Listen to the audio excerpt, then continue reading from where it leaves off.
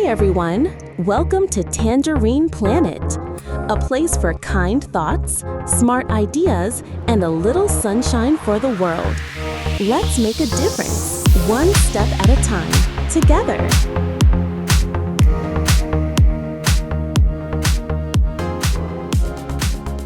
You know, it's so easy to feel completely swamped by all the information out there on the environment, on climate change. Oh, absolutely. Every day feels like a new headline, a new report, more data. Right. It's just this constant stream. And trying to figure out, what's really critical, where the biggest challenges actually lie, it honestly feels overwhelming sometimes. It really does. The issues are so complex, so interconnected. And the data, while obviously essential, can feel, dense, hard to put into context. Exactly. And that's precisely why we do these deep dives. It's our way to sort of cut through all that noise. We take a specific source, in this case, one article, and we just dive deep into it. Pull out the key insights, the surprising bits, the really essential context. And we distill it, making it focused specifically for you. Think of it like a shortcut to getting informed, but always grounded strictly in the information provided in the source itself. Yeah, we're your guides through the material. Our mission today is to unpack this one specific article, highlight what it says stands out, help understand the implications according to the source, and really get the so what for each point. Okay, so today's focus is super specific. We're diving into an article from earth.org.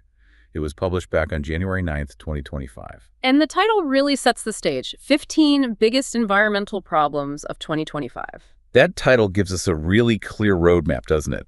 A snapshot from early 2025, outlining what this specific source saw as the 15 most urgent environmental issues right then. Exactly. So our mission is to walk through that list, problem by problem, just as the article presents them. We'll look at what each problem means according to this source, examine the data points and the examples they use, and try to grasp the significance. Why does the source say it matters? What are the causes and implications mentioned in the article? And crucially, everything we discuss today comes only from this one earth.org article. No outside info, just what's written here. That's the rule. Our analysis, our conversation, it's all strictly limited to the facts, the figures, the perspective presented right here in this piece. So one of us will sort of guide us through the text. And the other will help connect the dots, synthesize the points, again, only based on what the source provides, staying totally within the bounds of this article. Okay, let's get started. Let's unpack this list from earth.org.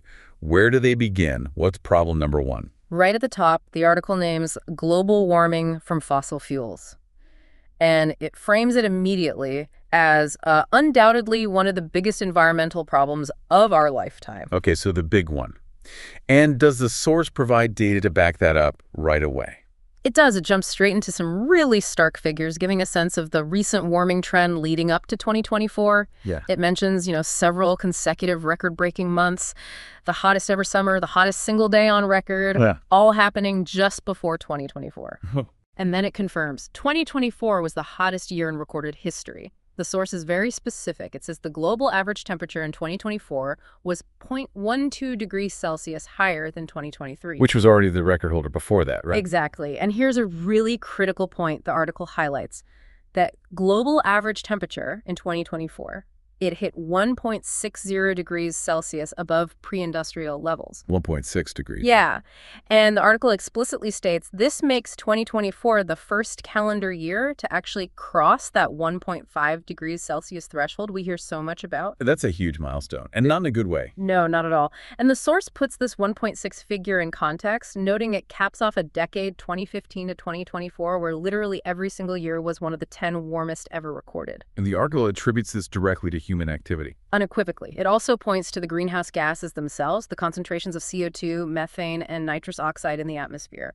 They all reached new record highs in 2023, according to the source. And the implication of that? Well, the article spells it out clearly. These high concentrations are basically committing the planet to rising temperatures for many years to come, regardless of future emissions cuts. Right. So what does the source pinpoint as the main driver of these emissions? It's very direct. It says, and I'm quoting loosely here, "The burning of coal, natural gas, and oil for electricity and heat is the single largest source of global GHG emissions." Okay, so fossil fuels for energy and heat, that's the primary cause, according to this article. That's what they state, because burning them releases those gases that trap heat. And the consequences of this warming. The article uses pretty strong language, right? Catastrophic events. It does, and it gives specific examples to illustrate what that means. Things like devastating bushfire seasons, mentioning Australia and the U.S. specifically. I remember those. Awful. Yeah, and locust swarms decimating crops across parts of Africa, the Middle East, Asia. Wow, locusts too. Apparently so, according to the article. And this one's really striking. A heat wave in Antarctica, where temperatures went above 20 degrees Celsius for the first time ever recorded. 20 degrees in Antarctica, that's hard to fathom. It really is. The source also mentions that tropical storms, hurricanes, heat waves, flooding, they're all becoming more intense and more frequent. And it talks about tipping points, doesn't it? Yeah. Scientists warning we've crossed some critical thresholds. Yes, exactly. The article lists several specific tipping points scientists are worried about, according to the source. Advancing permafrost melt in the Arctic. Right, releasing more trapped gases. The Greenland ice sheet melting at an unprecedented rate, which we'll probably get to later. The acceleration of the sixth mass extinction event, which is another problem on their list. Okay. And increasing deforestation in the Amazon. These are all presented as potential points of no return, essentially. And the article really emphasizes the urgency here, right? It says, even if we stopped all emissions today, temperatures would still keep rising for years because of the gases already up there. That's the key takeaway the source emphasizes. which leads them to say, That it's absolutely imperative that we start now, meaning back in early 2025 when this was written, to drastically cut emissions, pour investment into renewables, and phase out fossil fuels as fast as possible. So for you listening, this first section really sets the stage according to the source. It lays out the core challenge, gives specific data like that 1.6 degrees in 2024, and uses vivid examples to show how warming translates into real-world impacts. Yeah, it establishes the foundation for many of the other problems on the list. Which takes us directly to problem number 2, fossil fuel dependence. Yeah. The article frames this as a major barrier. Exactly. It's presented not just as, liking oil and gas, but as a deep structural issue. The source cites economists like Nicholas Stern, who see the climate crisis as a result of multiple market failures. Market failures. Can you unpack what the source means by that? Well, the idea presented in the article is that the real cost of activities that pump out greenhouse gases isn't reflected in their price tag. Okay. So when you burn fossil fuels, the cost of the environmental damage, the future climate impacts, that's usually not included. It's what economists call an externality. Right, so it sends the wrong economic signal, making pollution seem cheaper than it really is. Precisely. And the article notes that economists and environmentalists have been pushing policymakers for ages to increase the price of emissions, maybe through things like carbon taxes. Carbon taxes are mentioned specifically. Yes, as one example of a policy tool. The idea, according to the source, is that making pollution more expensive incentivizes innovation in cleaner technologies and makes them more competitive. But the article says it's not just about carbon taxes. Right. It makes a broader point that to really cut emissions fast enough, governments need a two-pronged approach. One, massively increase funding for green innovation to develop and deploy alternatives. And two, adopt a whole suite of other policies specifically designed to fix those market failures. It's not a single solution problem, according to the source. Does the article give a sense of where things stood with carbon taxes back in early 2025? It mentions that a national carbon tax was implemented in 27 countries by then. It lists examples like the EU bloc, Canada, Singapore, Japan, Ukraine, Argentina. Okay, so some adoption. Some, yes. But the source also includes a caveat, citing a 2019 OECD report. That report apparently suggested that many existing tax structures weren't properly aligned with pollution levels. Meaning, for instance, they weren't hitting coal hard enough, even if they were maybe somewhat effective in the electricity sector. The taxes weren't always reflecting the true environmental harm of different fuels, according to that OECD report mentioned in the article. Does he give any examples of where it is working, according to the source? It does highlight Sweden. They apparently had a carbon tax of around US $127 per ton. That sounds pretty high. Relatively, yes. And the article states this coincided with Sweden reducing its emissions by 25% since 1995, while its economy actually grew by 75% over the same period. Ah, so the source presents that as evidence you can decouple growth from emissions? That seems to be the implication, yes. But then the article brings in the international picture, which complicates things. It mentions the Paris Agreement, describing it as this landmark UN deal where countries commit to cutting emissions to limit warming below 2 degrees C, ideally 1.5. Right, the big international agreement. But the source stresses that participation is voluntary. And critically, there are typically no tangible consequences for non-compliance. Ah, so commitments without teeth, basically. That's the sense you get from the article's description. It also adds that UN members aren't strictly obligated to follow UN recommendations anyway. Okay, so the picture the source paints here for fossil fuel dependence is complex. It's not just about tech, it's about economics, market failures, policy design, and the real challenges of global cooperation. Exactly. So for you, this section explains why shifting away from fossil fuels is so difficult, according to the article. It highlights those systemic hurdles that make tackling problem number 1, global warming, such a massive challenge. Got it. Okay, let's move to problem number 3 on the earth.org list. Food waste. This feels like something that operates on a huge scale, but also touches our daily lives. It really does, and the source immediately hits you with the scale. It says a third of all food produced for humans, about 1.3 billion tons a year, gets wasted or lost. A third. That's incredible. Isn't it? And the article puts it in perspective. That's enough wasted food to feed 3 billion people. Wow. Wow. And the environmental impact. Significant, according to the source. It states that this food waste accounts for roughly a quarter of annual global greenhouse gas emissions. A quarter from wasted food. Yeah. The article uses this really striking comparison. If food waste were its own country, it would be the 3rd largest GHG emitter on the planet, right behind China and the US. That's a powerful way to frame it. It really is. Yeah. And the source adds context. Overall food production accounts for about 26% of global GHG emissions. So the waste part nearly doubles the climate impact of the food we don't even eat. So where does this waste happen? Does the source break that down? It does, and it highlights the difference between developing and developed countries. In developing nations, the article says 40% of the loss happens early in the chain post-harvest during processing. Okay, so issues with storage, transport, processing infrastructure maybe? That seems implied, yes. But in developed countries, that same 40% figure applies to waste happening later at the retail level and in consumers' homes. Ah, so supermarkets and us, basically. Pretty much. And the article really zooms in on the ugly food issue in developed nations. Ugly food? Yeah, food that's perfectly edible but doesn't meet cosmetic standards. The source calls it a shocking amount wasted for aesthetic reasons. Like misshapen carrots or slightly bruised apples? Exactly. It gives a specific U.S. statistic. Over half of all produce thrown away in the U.S. is tossed because it's deemed too ugly to sell. That's about 60 million tons of fruits and vegetables annually just because they don't look perfect. 60 million tons? Yeah. Just because it looks funny?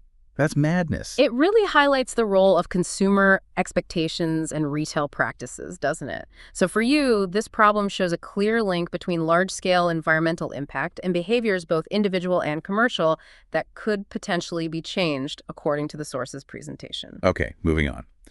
Problem number 4 on the list is biodiversity loss. The source paints a pretty grim picture here, right? It does. It talks about a rapid decline in wildlife populations and calls it an accelerating mass extinction event driven primarily by human pressures. What kind of pressures? The article points to the last 50 years. Rapid growth in human consumption, population increase, global trade, urbanization, all leading to humanity using Earth's resources faster than they can regenerate naturally. And they have data on the population declines. Yes, it cites a 2020 WWF report. That report found that, on average, the population sizes of mammals, fish, birds, reptiles, and amphibians dropped by a staggering 68% between 1970 and 2016. 68% in less than 50 years. That's huge. It is. And the article identifies the main cause, according to the source, as land use change. Meaning? Primarily converting natural habitats, forests, grasslands, mangroves into agricultural land. So farming, basically.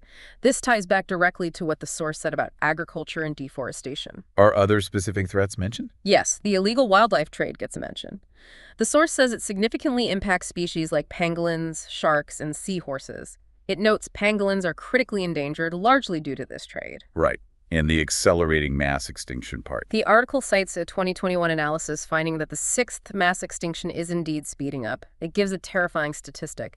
Over 500 species of land animals are on the brink, likely to be lost within just 20 years. 500 species in 20 years. Yeah. And the source provides context. That's the same number of species lost over the entire previous century. Scientists quoted in the article say this rate of loss would normally take thousands of years without human impact. Wow. That comparison really drives home the speed of it. It does. The article also gives a specific climate change link, mentioning 2023 research on emperor penguins in Antarctica. Ah, yes, the penguins. The source says climate-triggered sea ice melt is hitting them hard and could potentially wipe out entire populations by 2100. So it's all interconnected: climate change, habitat loss, direct exploitation. Exactly. The source reminds you that biodiversity is the foundation of healthy ecosystems, which we rely on for everything. Losing it this fast, as the article describes, affects food security, climate resilience, everything. Okay, let's turn to problem 5, plastic pollution. This one feels very visible. It certainly is, and the source tracks the incredible growth in production from just over 2 million tons a year in 1950. Which sounds like a lot already. To 419 million tons a year by 2015. The source directly links this surge to exacerbating plastic waste in the environment. And a lot of it ends up in the ocean, right? A huge amount. The article states roughly 14 million tons enter the oceans every year, harming wildlife, habitats. 14 million tons annually.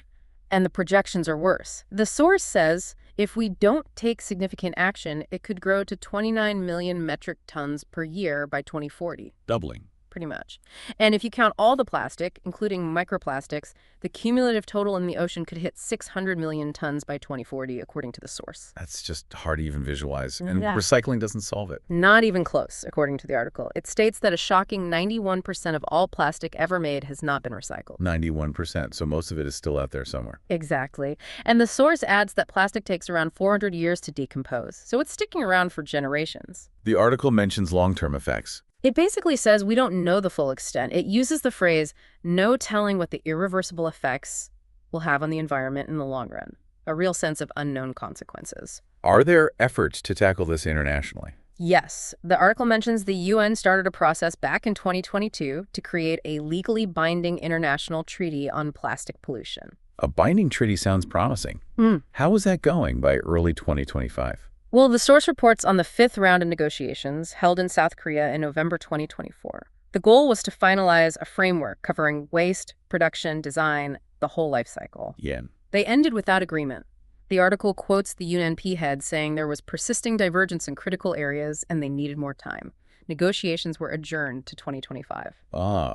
So another example of the difficulty of global agreements, as highlighted by the source. It seems so. So for you, this problem highlights a very tangible, long-lasting form of pollution with unknown future effects, and it underscores the political challenges in finding global solutions. Okay.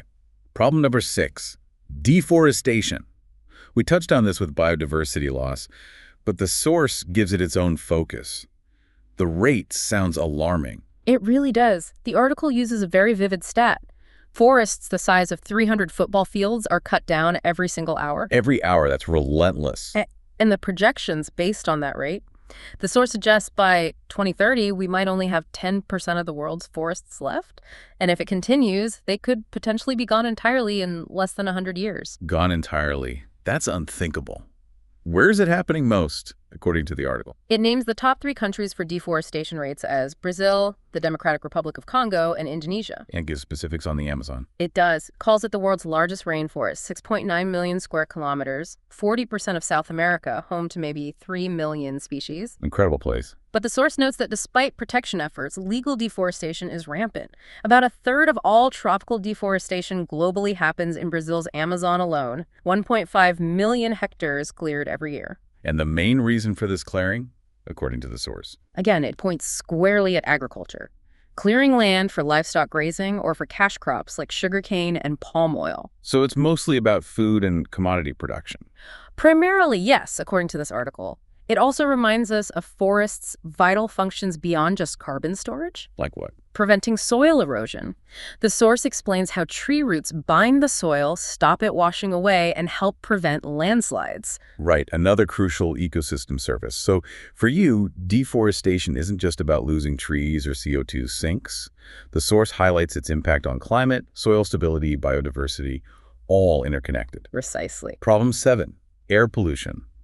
The source describes this as a major, immediate health crisis. Yeah, it calls it one of the biggest environmental problems today and backs it up with stark mortality figures. Citing the WHO, the article estimates 4.2 to 7 million premature deaths worldwide each year from air pollution. Millions of deaths a year. That's a staggering public health burden. It is. And the source adds that 9 out of 10 people globally breathe air with high pollutant levels. 9 out of 10, so it affects almost everyone. Any regional examples? It mentions Africa, citing UNICEF data showing 258,000 deaths from outdoor air pollution in 2017, which was up significantly from 164,000 back in 1990. So a worsening trend in that region, according to the source's data. What are the main sources of this pollution identified in the article? Mostly industrial sources and motor vehicles, also emissions from burning biomass like wood or crop waste, and naturally occurring things like dust storms contributing to poor air quality. Does it link air pollution to life expectancy? Yes, it cites a 2023 study focusing on South Asia, described as one of the world's most polluted regions. That study found air pollution there cuts life expectancy by about 5 years on average. 5 years. Wow. Does the study suggest why it's so bad there? The article says the study blamed factors like inadequate infrastructure and funding for pollution control. It also highlights a critical gap in policy and data. How's it? Well, the source states that most countries in Asia and Africa, which together account for almost 93% of global life years lost to air pollution, lacked key air quality standards needed for effective policy. Okay, so no benchmarks to aim for. And perhaps even more fundamentally, only a tiny percentage of governments in those regions, 6.8% in Asia, 3.7% in Africa, according to the source, provide fully open, accessible air quality data to the public and researchers. That lack of data and basic standards seems like a huge barrier to tackling the problem. It certainly seems presented that way by the source, yes. The article also includes European data from the EEA showing over 500,000 deaths in EU countries in 2021 were linked to exposure to toxic air pollutants. So it's a major issue in developed regions too. Absolutely. And it gives a recent visual example. Heavy traffic in Jakarta, Indonesia in late 2023 cited as a city suffering from some of the world's worst air pollution. So for you listening, this is a stark reminder from the source of how environmental issues directly impact human health and quality of life right now on a massive scale. Definitely. It's not just abstract environmental damage, it's immediate human suffering. Okay, problem number 8. Melting ice caps and sea level rise. We touched on Greenland, but this focuses specifically on the consequences. Right. The source starts by highlighting the Arctic warming rate more than twice as fast as the global average. Twice as fast. Which directly drives accelerated sea level rise. The article states seas are currently rising more than twice as quickly as they did for most of the 20th century. And the current rate, according to the source, an average of 3.2 millimeters per year globally, with a projection, based on trends at the time, of up to 0.7 meters, 70 centimeters of rise by the end of this century. Nearly a meter. And the source clarifies where this water is coming from. Yes, it emphasizes it's mainly from melting land ice, specifically Greenland and Antarctica, not melting sea ice. It calls the Greenland ice sheet the greatest risk for sea levels because of its sheer size. And the Greenland data cited is pretty dramatic, right? Very. It mentions the summer of 2020 alone saw 60 billion tons of ice melt from Greenland. Enough, the source calculates, to raise global sea levels by 2.2 millimeters in just 2 months. 2 months. And 2019 was even worse, according to satellite data cited, an average loss of 1 million tons per minute throughout that entire year. 1 million tons a minute. It's hard to comprehend. The source also includes the hypothetical. If all of Greenland melted, sea levels would rise by 6 meters. 6 meters. They would redraw coastlines globally. Okay. What about Antarctica? The article states Antarctica contributes about 1 millimeter per year to sea level rise currently, roughly a third of the total annual increase. And it mentions 2023 data showing Antarctica lost about 7.5 trillion tons of ice since 1997. Trillions of tons. The numbers are just huge. Any specific recent events mentioned? Yes, the collapse of the last fully intact ice shelf in the Canadian Arctic. This happened in late July, shortly before the article's publication date, presumably. It lost 40% of its area, about 80 square kilometers, in just 2 days. Wow. Just disintegrated, and the impact on people. The article calls it devastating for coastal regions. It cites research from Climate Central estimating that sea level rise this century could flood areas currently home to somewhere between 340 million and 480 million people. 500 million people potentially displaced. That's the implication. Forcing mass migration, the source notes, leading to overpopulation and resource strain elsewhere. It specifically lists Bangkok, Ho Chi Minh City, Manila, and Dubai as among the cities most at risk. So for you, the source makes it crystal clear. Melting ice in polar regions isn't some distant problem. It has direct, potentially catastrophic consequences for hundreds of millions of people living on coastlines worldwide. It really brings the global connection home. Problem 9. Ocean acidification.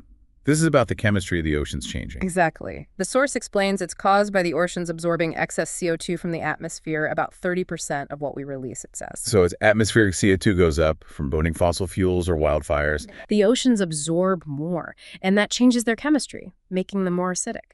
The article notes even small changes on the pH scale have significant effects. and the impacts on marine life. Devastating, according to the source. Affecting ecosystems, species, food webs, habitat quality. It gives the example of organisms with shells or skeletons, like oysters at low enough pH. Their shells could literally start to dissolve. To dissolve. That sounds bad for shellfish industries, for starters. Absolutely. But the article highlights coral reefs as one of the biggest concerns regarding acidification. Because of coral bleaching. Partly. It explains bleaching happens when rising temperatures stress corals, causing them to expel the algae that give them color and food. Right. But higher acidity adds another layer of stress. The source states it directly obstructs the ability of coral reefs to rebuild their calcium carbonate skeletons, making it harder for them to recover from bleaching events. So it's a double whammy from warming and acidification. Exactly. And the source mentions some scientists estimate reefs could be completely wiped out by 2050. Wiped out entirely. That's a terrifying prospect for ocean biodiversity. It really is. Interestingly, the source also brings back plastic pollution here. How so? It mentions some studies linking ocean acidification as potentially one effect of plastic pollution. The idea suggested is that bacteria growing on plastic waste can damage marine ecosystems and contribute to coral bleaching. So plastic might be making the acidification problem even worse for corals. That's the potential link mentioned in the article, yeah. It shows another way these problems might be interconnected. So for you, this section highlights a fundamental chemical shift in the oceans, driven by our CO2 emissions, that threatens the very base of marine life and crucial ecosystems like coral reefs. Okay, number 10 is agriculture. We've seen it mentioned as a driver for deforestation and biodiversity loss, but here it's the focus. Right. The source emphasizes its role as a major source of greenhouse gas emissions itself and a huge user of resources. How big a source of emissions? The article cites studies showing the global food system is responsible for up to a third of all human-caused GHGs. A third? That's massive. Where do those emissions come from within agriculture? The source breaks it down. 30% of that agricultural total comes from livestock and fisheries. Crop production also releases nitrous oxide, a potent greenhouse gas, mainly from fertilizer use. And resource use. Land and water. Huge demands. The article states arable land and grazing pastures cover 1/3 of the Earth's entire land surface. A third of all land for agriculture. And together, these lands consume 3/4, 75% of the world's limited freshwater resources, according to the source. Wow. 75% of freshwater goes to farming. It's a massive share. The article also provides a specific detail about cattle ranching. What's that? It says 60% of the world's agricultural area is dedicated to cattle ranching. Okay, a huge amount of land. But it only produces 24% of global meat consumption. The source presents this as a potentially inefficient use of land resources relative to output. Interesting statistic. So what's the takeaway from the source on agriculture? A clear call for change. It says scientists and environmentalists consistently warn that the current food system needs rethinking.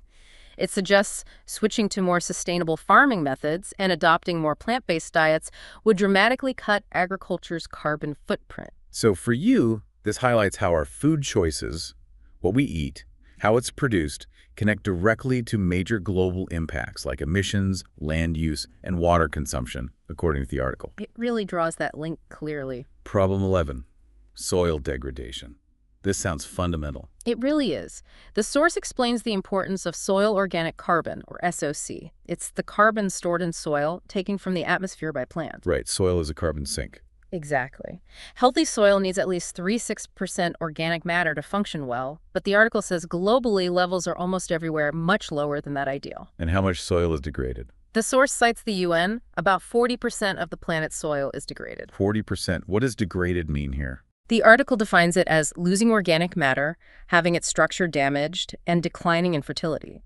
It attributes this mainly to human activities, especially traditional farming practices involving toxic chemicals and pollutants. And the future outlook, if things don't change. Grim. The source projects that continuing business as usual through 2050 could degrade an additional area almost the size of South America. An area the size of South America, that's vast. And the source directly links this to food security. It says failing to preserve soil health will irreversibly compromise food security for billions. How compromised? It quotes an estimate, potentially 40% less food production within 20 years, even as the global population grows towards 9.3 billion by mid-century. 40% less food. That's a direct collision course with population growth. It certainly seems framed that way by the source. So for you, this section highlights that soil isn't just dirt. It's crucial for climate regulation and future food supply. Its degradation is presented as a direct, severe threat. Which leads perfectly into problem 12, food and water insecurity. The source connects this directly back to climate change and unsustainable farming, right? Yes, explicitly. It revisits soil erosion, giving another stark statistic. Over 68 billion tons of topsoil eroded annually. 68 billion tons. And the rate is alarming, 100 times faster than it can naturally be replenished, according to the article. What happens to that eroded soil? The source explains it's often full of pesticides and fertilizers from farms. It washes into waterways, contaminating drinking water and natural areas downstream. Plus, the exposed, lifeless soil is much more easily blown or washed away because it lacks the roots and fungal networks that hold healthy soil together. And specific farming practices contributing to this. The article highlights overtilling. While it might boost short-term yield by mixing nutrients, the source says it's physically destructive to soil structure long-term. It leads to compaction, loss of fertility, and a hard surface crust that actually worsens erosion. So short-term gain for long-term pain, essentially. That's the picture painted. The article then reiterates the food demand challenge. Global population heading towards 9 billion. FAO projecting a 70% increase in food demand by 2050, while over 820 million people already don't get enough to eat now. It quotes the UN Secretary General too, doesn't it? Yes, Antonio Guterres, back in 2020, warning of an impending global food security emergency without immediate action.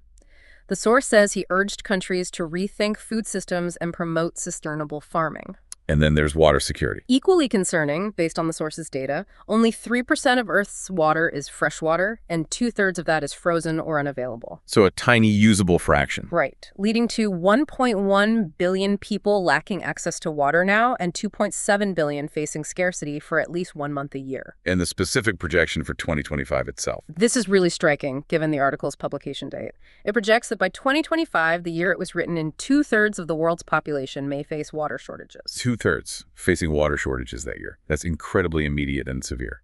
It really underscores the point. So for you, this section brings together the threats to basic human needs, food and water, showing how climate change and land management practices described in the source are creating critical insecurities right now and projecting worse to come. Okay, number 13, fast fashion and textile waste.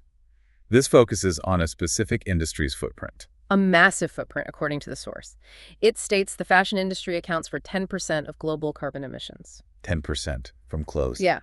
The article emphasizes this by saying it's more emissions than the aviation and shipping sectors combined. Wow, that puts it in perspective. What about water? Also huge. Nearly 20% of global wastewater, about 93 billion cubic meters, comes from textile dyeing and treatment, according to UN data cited in the article. And the waste itself, the clothes we throw away. Enormous amounts. The source estimates the world generates 92 million tons of textile waste annually, and that's projected to soar to 134 million tons a year by 2030. Where does it all go? Mostly landfills, the article says. And since most of it is non-biodegradable synthetics, it just sits there. Plus, those synthetics like polyester and nylon leach microplastics into the soil and water. The source gives an example of where this waste ends up. A very stark one.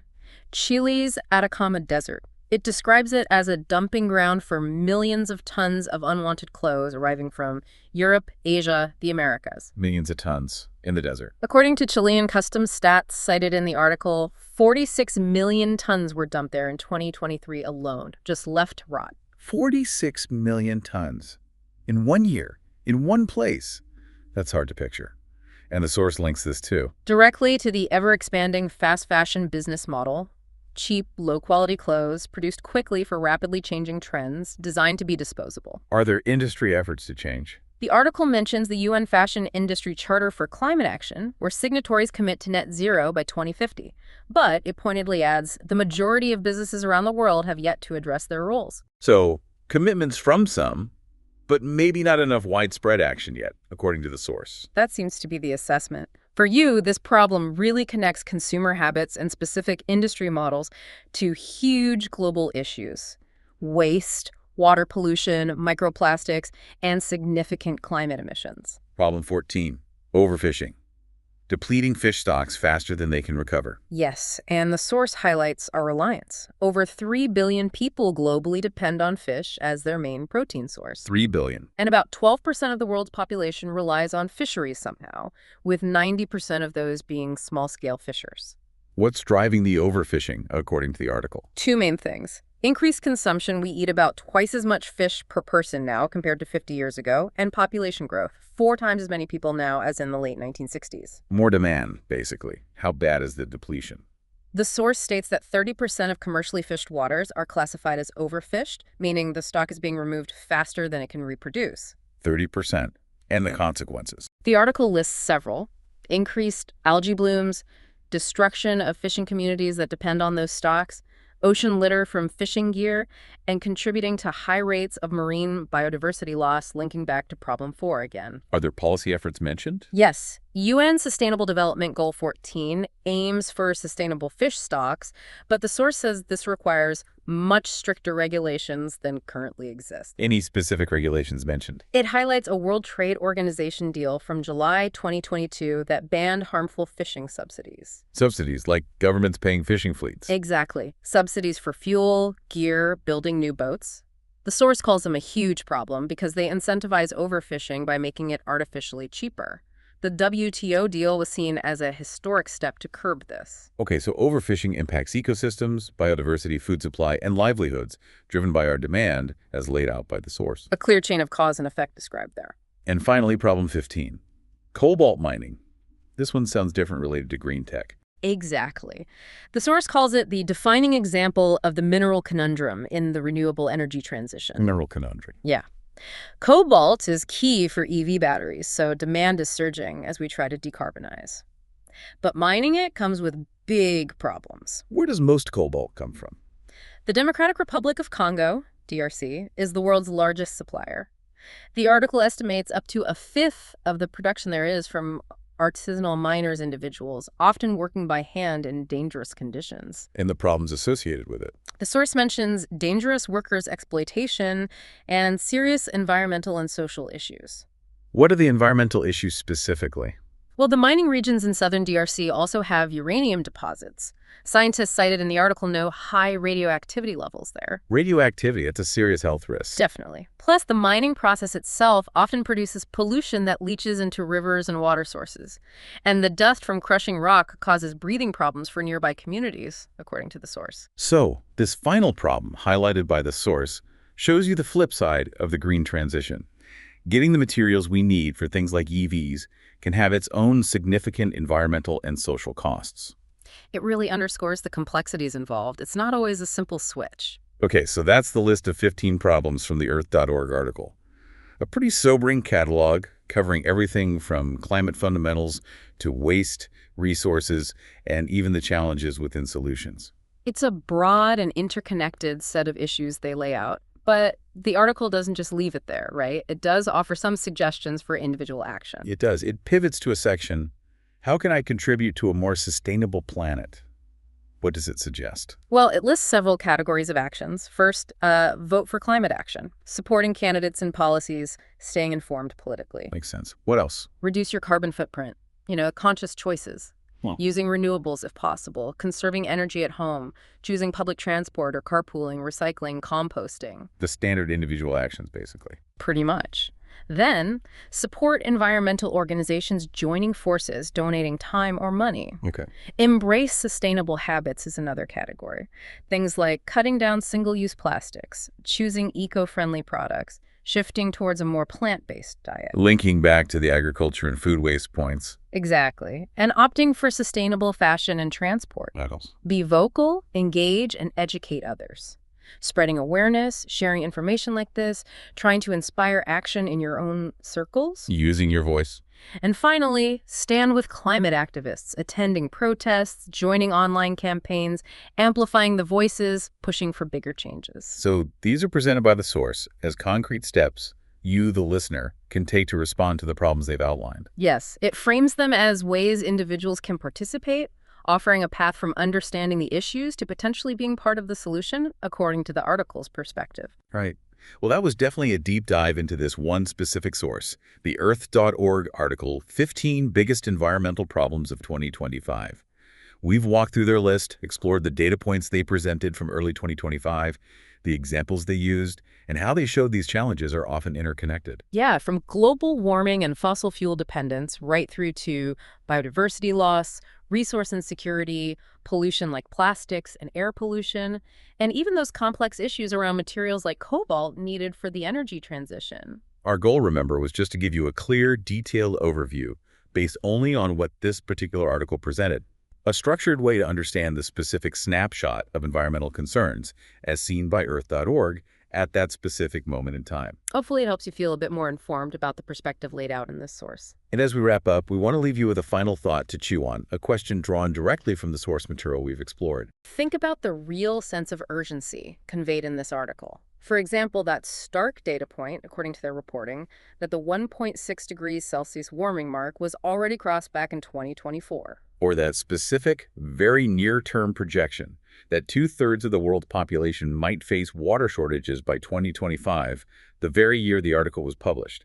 That immediacy is striking. Now contrast that scale and urgency of the problems presented with the discussion of the systemic challenges also raised right here in the source. Challenges like the voluntary nature of international agreements, like the Paris Accord, where compliance isn't really enforceable according to the article. Or the complex environmental and social trade-offs highlighted even with green solutions, like the issues surrounding cobalt mining. What does this specific picture, drawn entirely from the information presented in this Earth.org article, suggest to you about the potential gap between the scale of the problems they identified back then and the scale of collective action truly needed based solely on the information laid out right here? Something to think about. Thank you so much for joining us for this deep dive into the Earth.org article. We hope exploring the source material with us has given you a clearer perspective on the challenges it identifies for 2025 and beyond. Yeah, maybe take a moment to reflect on which points from the source really stood out or resonated most with you personally. Thanks for being with us today.